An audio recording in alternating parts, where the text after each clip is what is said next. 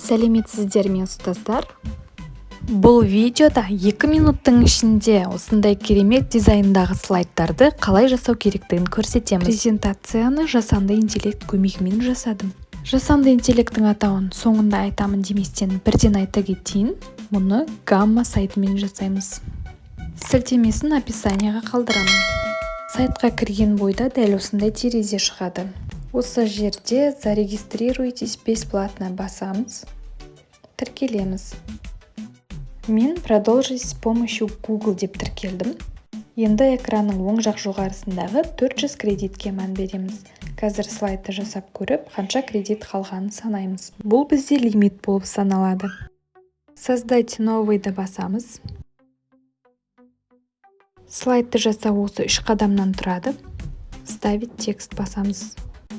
Слайдтың мәтінін осы жерге қойып шығамыз. Google'дан Ұлы Жібек жолы туралы кішкене мәліметті алып қойдым. Презентацияны таңдаймыз. Продолжить басамыз. Бұл жерде форматына өзгерістер енгізуге болады. Мен осы күйінде қалдырдым да тағы да продолжить бастым. Одан кейінгі қадам дизайнын таңдау.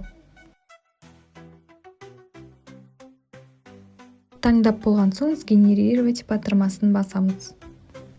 Ал енді сайттың бізге слайдты жасап бергенін күтеміз. Бұл процеске менің реакциям вау болды. Бұрындары осының бәрін жасау үшін қаншама уақытымыз кетуші еді. Жасанды интеллект мұғалімдердің жұмысын әлдеқайда жеңілдетті.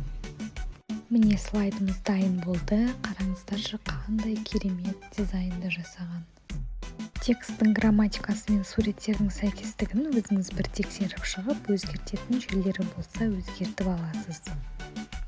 Енді поделиться батырмасын басып, жүктеп аламыз. Қалаған форматыңызды таңдайсыз, осылай жүктеп аласыз. Ал енді дайын болған слайдымызды қарап шығайық.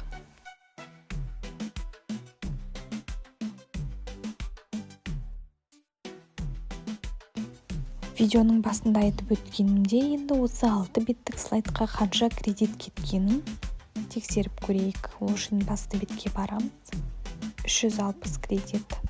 6 беттік слайдқа 40 кредит кетті. Лимитіңізді осылай қарап отырасыз. Ал сәттілік ұстаздар, жасап көріңіздер, қолданыңыздар және видеоға лайк басуды ұмытпаңыздар.